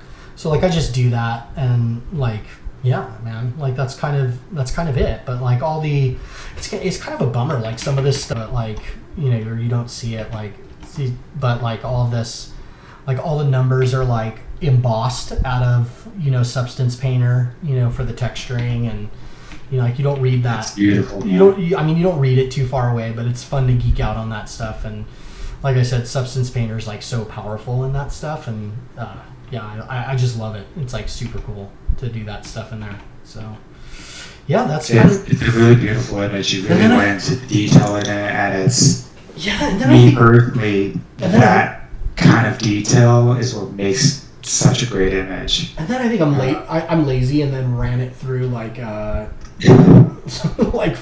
like photo looks or something like that, just to like do like final little adjustments here. So this and the final one, there's probably like some slight differences, but you know, not much. I mean, this is kind of, it works though. That was kind of it. I mean, that's kind of like where the cover art image left off, which was, you know, a lot of more 3D than I originally thought was gonna happen, but it was super fun. So I don't know. I think it came out looking amazing. So yeah, and then So like, let's talk about like. I mean, we still got a little bit of little time. Do you want to keep talking? Yeah, sounds good. Yeah, let's go with the challenge. And what Oh you're yeah, doing yeah. for- So the challenge. I'm not like really doing the challenge because like I kind of felt a little like bad. I'm gonna close out this file here. Don't save. I think people are gonna like having that pack because you have such a variety of photos. I hope so. You've got daytime, nighttime, evening, different types of lights, Yeah, all dude, these that's like- different objects. I was lucky in the sense that like you could. It was at the time of year where it wasn't like daylight savings time, so I didn't have to like roll out there at like 6 and hang around until like 8 o'clock. It was still winter time, so I would leave at like 3 and get out there and like shoot in the late afternoon and like at nighttime. So that was.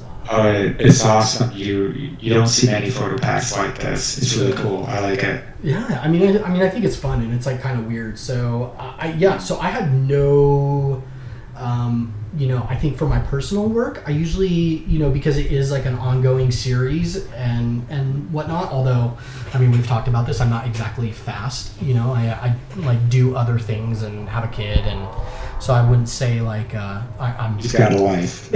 No, I don't think so. Like I probably won't ever be one of those guys that can like or that wants to like pump out like an image a week or I just want to take some time and Yeah. sometimes like No, I agree. It can be amazing how people can pump out. Dude, it's insane. Super quick.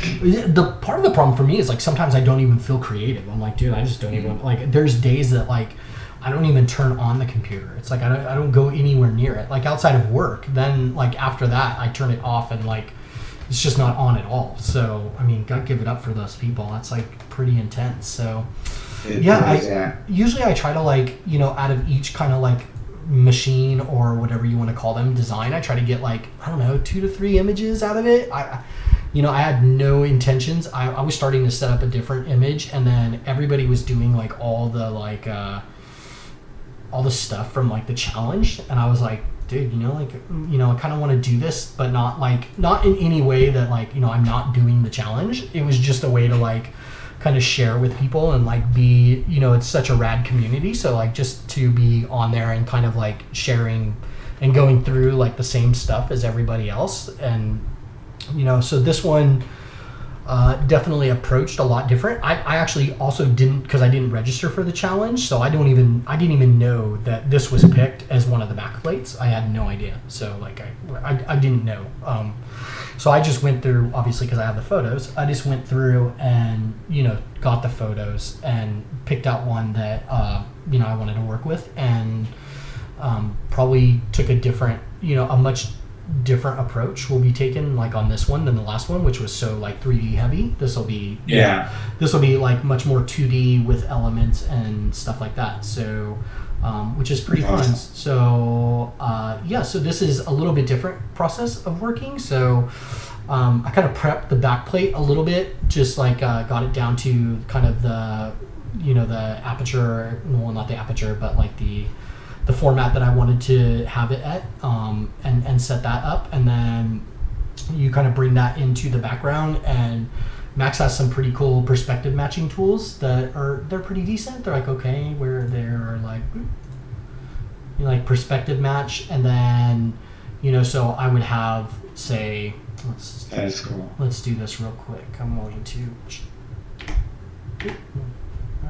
and then Pull out the phone pole. Yeah, so kind of what happens is, you plug that in there, and then let's see if it'll probably take a second to update because it's living on my hard drive,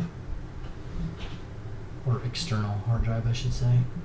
So yeah, so like you end up with like the back plate kind of showing through like that, and I have, that going on, right? So, so then I just kind of matched the camera and got everything in there accordingly. It's not like really too much hassle, I would say. Especially on an image like this, some images can be pretty hard, but we have like pretty strong perspective in all the directions and vertically as well. I don't think I was on a tripod at this one. I think I was still shooting with my hand, but it's pretty good up and down. I didn't correct Yeah. it. I didn't correct any of that because like I don't want it to be perfect, but Right. it was like pretty good. So I just did that, and then kind of for me when I'm working in Max, I always try to keep like my frame gate set up as like rule of thirds, no matter what it is, so I can like at least have some kind of composition. Well, not some kind. I mean, it's a huge deal, right? Like composition. So at least like something, whatever I'm going to be kind of doing as a focus is kind of landing on one of those composition points. So for me, the rule of thirds works just fine. So yeah. So from here, I'd already kind of built out this Mustang from a previous image that I was going to work on that like I think got like sidelined. I'm pretty bad at that stuff. Like if I get bored or anything like that, it'll just go to like, the digital, like I think I said like the other day on the forum, like the, like Island of Misfit Toys, like for, it was like Rudolph. It's like the digital misfit island. Like I just don't ever work on it again. Like just like, okay, like not touching that, so, but yeah, I mean, this is, I'm kind of thinking for this one, like, so you'll see like the back plate won't move, but I'm obviously moving around. So, yeah, I think I'm going to do like some kind of creepy little crime scene type thing. Very nice. It's where it's got blood on the window. Yeah. So again, mega scans for most of the texturing, blood on the window. I could be really anal and like have before like done the dirt like in 3D on the side of the car and stuff like that. But I think at this distance, it's I'm just gonna paint that stuff in. Like I'm not going to like worry about that right now. And I just purchased like a crime scene tape and all that stuff, and I'll be like adding all that stuff in, and yeah. The chalk of the person on the ground. No, I'm not gonna. I was debating on whether to go that far. I think I need a little bit. No, like I need like I talked to like my wife, and like I think I want it to be a little bit kind of like they're not sure where the body is kind of thing, so and my wife is like always really big on me using like I love to use like kind of classic cars in the images.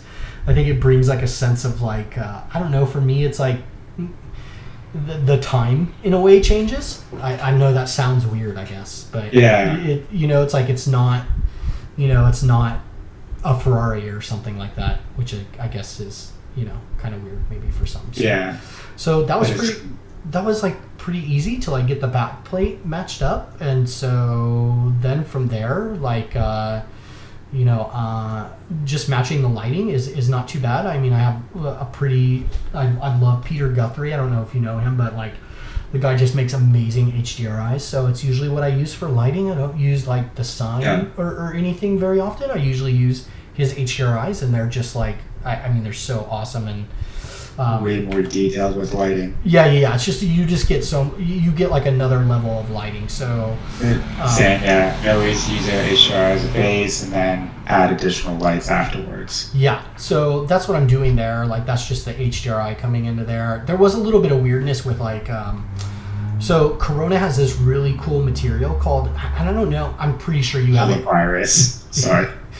Yeah, the virus has a really great material. Yeah, no, but they have this really cool shader called like a shadow catcher material, and I'm sure like V-Ray and Redshift, and I'm sure all of them have that. And so basically, I take like this ground plane and run the back plate. I'm doing some color correction on it because of just some things, so it's not like really important, but kind of needed to overexpose it so it looked correct in the image with the HDRI. But anyway, it's neither here nor there. When you assign that to the ground plane, it basically projects that image onto the surface. So then you get the shadow from the car, from the phone booth, and everything starts to lay on that back plate, right? So that's like a pretty big deal. And then all I'm doing in this case, so I can see the rest of it, is overwriting in my rendering settings. Just overwriting, like I have, I think it's right here. So in direct visibility, I have the plate, and then in the reflections, I have a plate, and the refractions, I have a plate. So I'm picking up like, the gold bouncing off the car right here. Like if I didn't do that, it would just use like the HDRI, which wouldn't necessarily be like a bad thing. Like if we run like a test real quick here, That's amazing. And for that cast shadow, you didn't need to make geometry or anything for that? No, I mean it's on the ground, so it's the ground plane with the backplate setup. So cool. it's automatically catching that, and you can see like, right. So if I turn those reflection overrides off, I'm getting the reflection from the HDRI, which is nice. I mean, it's not bad, but you technically would be getting the orange and everything from the gas station. So kind of just overriding that, but then still using the like if I go to my HDRI here, we can see it kind of live. I'll adjust that lighting. Just remember that I have it set there. I guess like if I set it to 0, you'll see the shadow move on the ground. So you'll see it go back to there. So obviously the shadows aren't pointing that way. And I'm lucky. Kind of cool though how if you look at the door, how it's half lit like that. Yeah. Interesting. I mean, it's cool if it matched the lighting, but it just doesn't. Yeah. So. Yeah, always. Somebody would be like, dude, your shadow on the car is going the wrong way and nothing else is happening. So it doesn't really work. But I mean, I'm lucky enough because I shot the photos. I know, like, obviously I have all the metadata. So I know, like, what shutter speed it was at, what everything is being, what time of day I was there shooting. So I can kind of, match those shadows pretty cleanly. But then they just lay on the backplate. And so,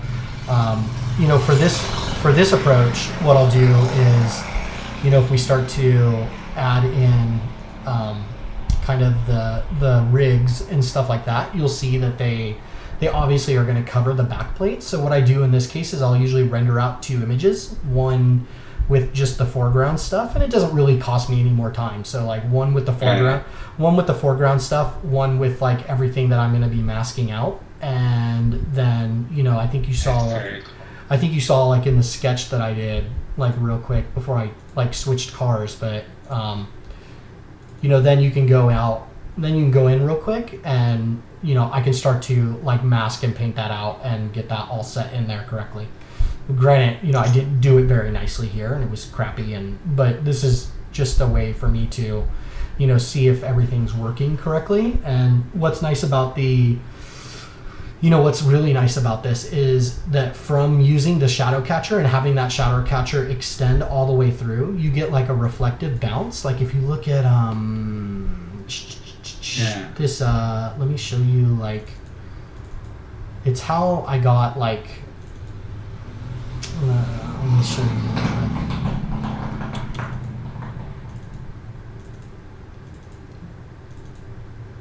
Let me see. I gotta find the one.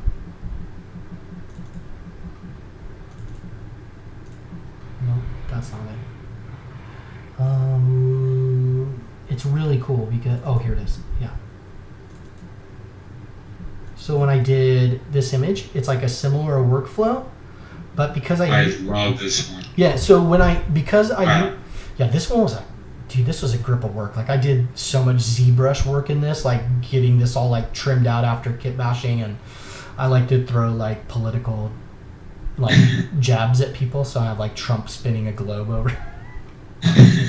Just some fun, but so this was image. Yeah. So like this was out in like the poppy fields in like the Antelope Valley, and so this is my daughter there.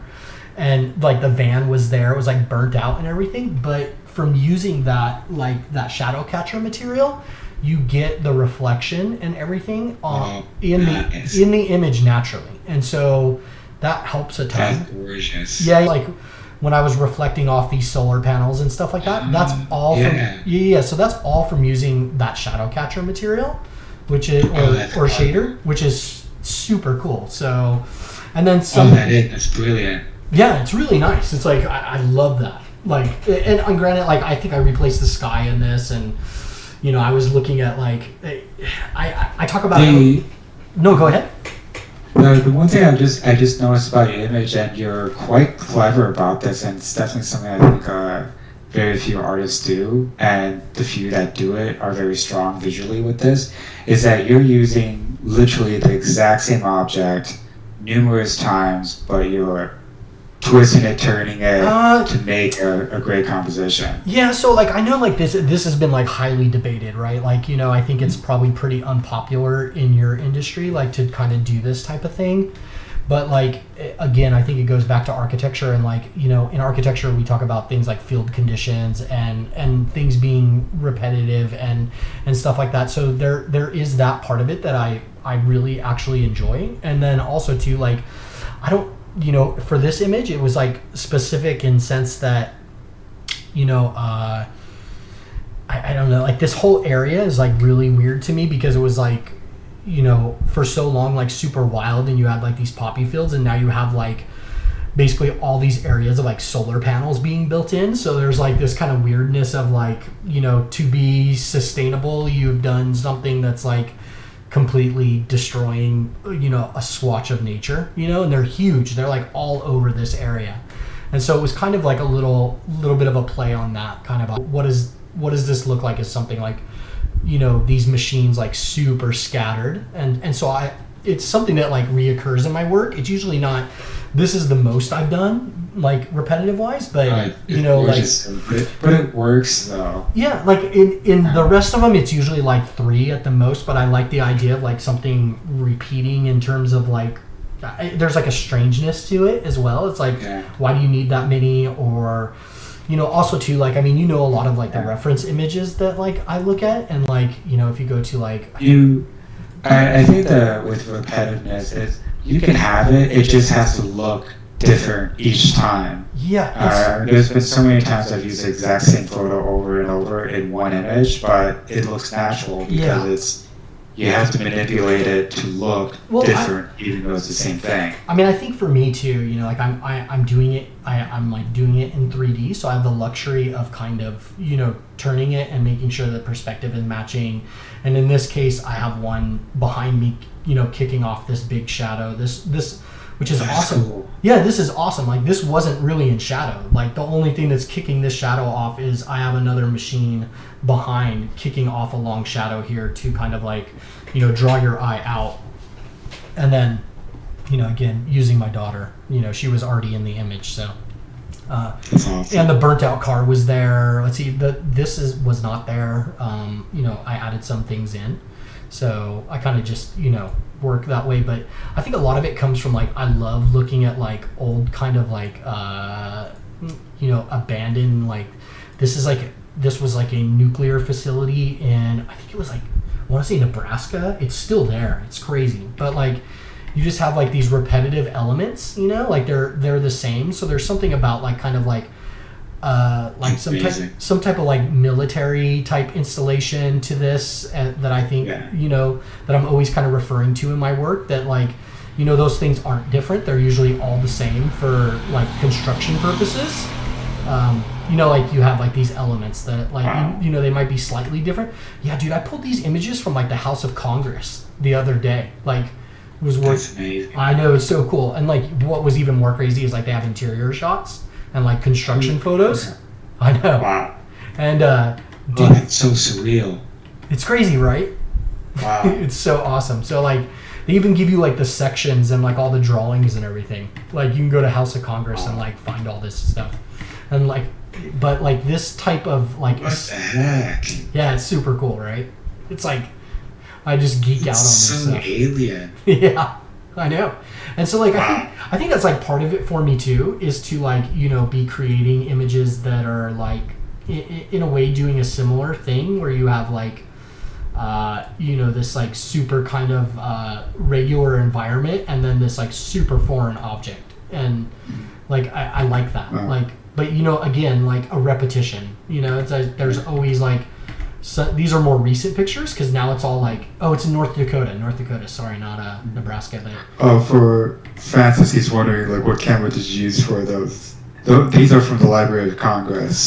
These are from the Library of Congress, like, or just like a website. Like, I didn't use any camera for this. For my own stuff, I use, I think I said it at the beginning, I have like a OMD EM5, like a micro four thirds that I use, like, that I try to keep on me like all the time. And then for my nice camera, I have a Sony A7 Mark II. I didn't wait for the 3, which I should have, but Oh well. And then I shoot with like, I'm usually shooting with like a prime lens. I have like a few prime lenses. So I usually try to like, focus on getting nice lenses. But, this is definitely where like kind of that repetition comes in for me, is like, I just love this stuff. It's like, dude, they just, like, you. That totally looks like it came out of Indiana Jones. Yeah, dude, I think you can visit this place now, but it's just like, they just straight up left it, dude. Wow.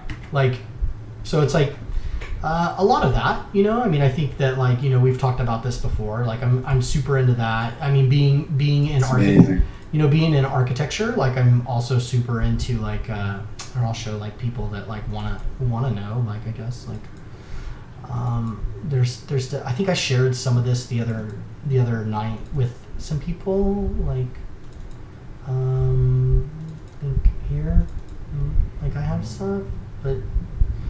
I mean, I like, you'll see a lot of like, I look at like a lot of Labius Woods, obviously. I mean, I don't want to like get into the whole theory of what he was doing before. Like, I mean, because, it's different for sure. I mean, he was, that is, I mean, he was like, there was a whole like theoretical side to his work. So it's not really just enough for me to like say like, oh, I make like Labius Wood stuff. Like he was, investigating things. I think this is like, I think this series is out of Warren Architecture or something like that. But, I mean, this guy's like awesome, and then you have like, you have like Super Studio, stuff like this. Amazing. Like these, it's just awesome, dude. Like, so this stuff like, super influences me. I think I shared some of this the other night on like the forum. So I found this is like, I don't even know where I found this, but like this is the type of kit bashing I mean. Like, it's like, dude, like that's like insane. Oh, that looks like very much Blade Runner, right? Like you could just style. Yeah, right. Like it's like some industrial like Edo Japan type thing, but it's not. But it's super awesome. But like it's like there's still like model makers that are super into kit bashing, and it's really really cool. Wow. Like this is from like Perry Culper. He's a professor out of architecture school at University of Michigan. He used to teach at SciArc when I was there. But I look a lot at his work, a lot Labius Wood stuff, stuff like that. Gorgeous stuff. Yeah, man. So that's kind of like it. So I think like the plans is I'm gonna kind of continue and finish this image up with everybody else and like get everything in there and keep going. And I don't know, it's talking to Conrad today, I think we might do like a actual like written tutorial on how to like do something like this. I think this is originally what he thought I was more going to do, and then I went off on like a 3D tangent. So, but like, that's awesome. Though. It is what it is. I mean, you always heard me like, if anybody's wondering why I have like a little stick in there, I've like told Ian 100 times that like, I'm a real stickler for scale, and so. Oh, it's such a lifesaver, dude! You really, that and it. Yeah, like in makes a world of difference. No, like in 5 seconds, you can like just make a person. I think like this person's like 6 feet tall. Like just like make some skinny stick and like, it helps control everything else. Like I mean, obviously. Absolutely. Obviously, I mean, I can look up this car and get the dimensions so it's scaled properly, like I know that, but it just is so helpful to be working in scale and not at like some weird, I mean, this again comes from the architecture side of me. It's like you're never just working in some made up land. I mean, you have to work in scale, and that is the reality of it. And so I try to like carry that through like my personal work. I find that it helps. It's like easier. It's easier when it comes to like tech. It does. Like even the texturing, right? Like I mean, I don't know. Like it's been a while in Max, and I don't know how Blender is or anything like that, or in Maya. Sorry, but in Max, like you can specify. Like I can say like, okay, the texture is 2 meters by 2 meters. But like if the scale's off someplace, that's not helpful to me at all. Like that doesn't do anything for me. And so, for me, it's a good way of working. Like, I think you're right, because I was working on one of my scenes in 3D for like the first time, and you showed me that trick, and it totally changed the scale of everything. Yeah, it's it just pushes that realism. It's kind of a dumb one, but like I mean, you can at least just like you can control things really easy. I mean, I'm not going to render with it in there. Like I'm gonna turn it off, but it just it just helps so much, like get everything in there and get things situated correctly and whatnot. So I think you're right. It's definitely it's a good tip for other 3D artists. Like you want to make scene, do a 6 feet person, and you've got everything to scale with that. Yeah, so I mean, I'll be going through this one. Like, I mean, I think we're running pretty long here, so I won't like build out anything per se. I think everybody knows kind of where it's gonna go. But like, I just bought like some assets the other day for like, bought like some like marking tabs for like crime scene stuff, and yeah, like got like some cartridges for like maybe bullet casings or stuff like that. Probably stuff you'll never see again, but I'm gonna do it anyway.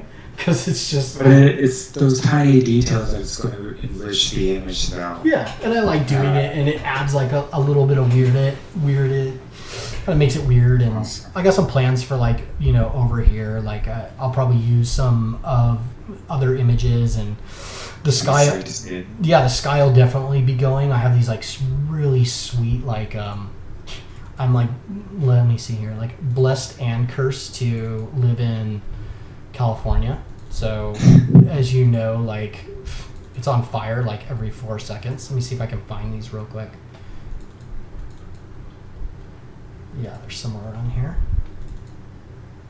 I shot these like super long time ago.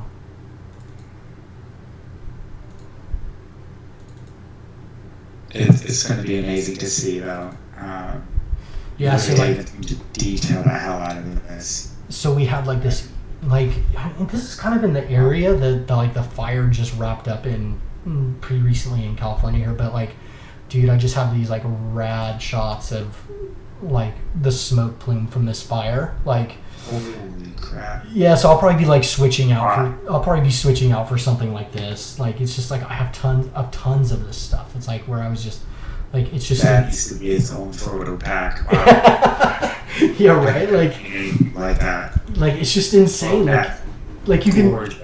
Like, you can never... Like, I'm super dorky for photos. Like, people that know me, like, I will literally ask people, like, if they're going on trips to, like, can you take... Like, if you don't mind, can you, like, share your photos with me? So, like, I have packs from, like, friends that, like, visited Alaska. And I'm like...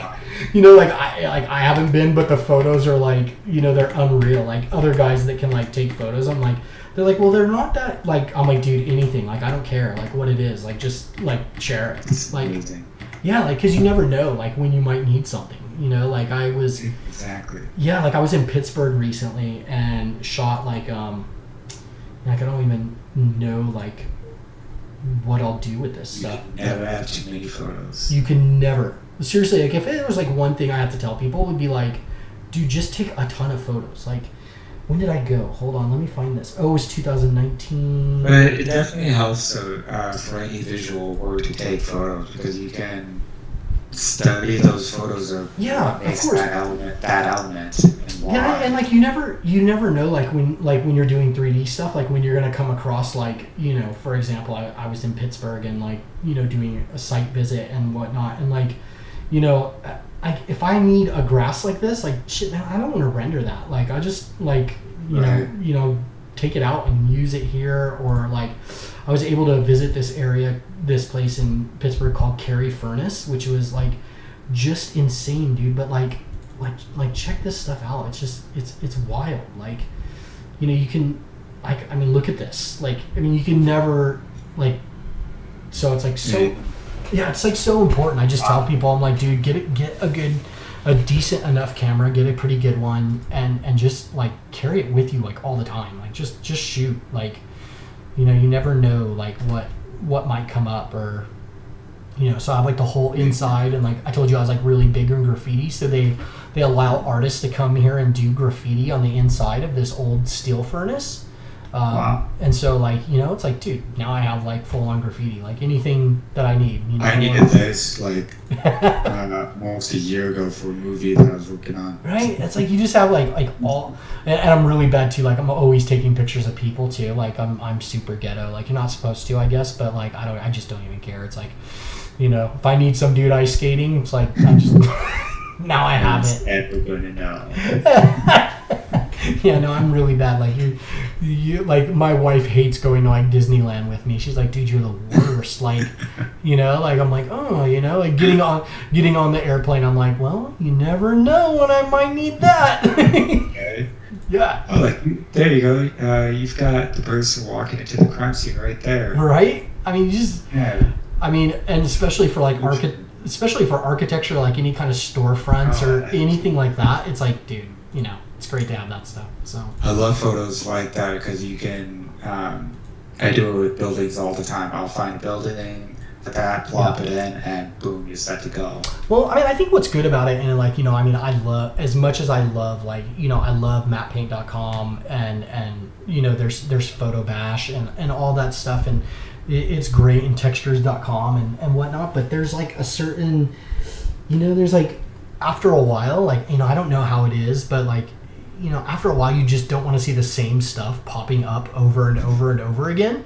Like exactly. And the only way that you can avoid that is kind of to start taking your own photos. It's like, yeah, exactly. And find places that nobody else has gone to, really. I mean, I was pretty bad at it at first, like when we first got our first camera, like, I mean, I wasn't as good about it as I should have been. And then, over the last year or two, I like just seriously, like, I don't always carry the Sony with me, but for sure the Olympus, like, because it's small and it's good enough, and I can kind of just shoot real quick, and so I just like shoot all, like, amazing.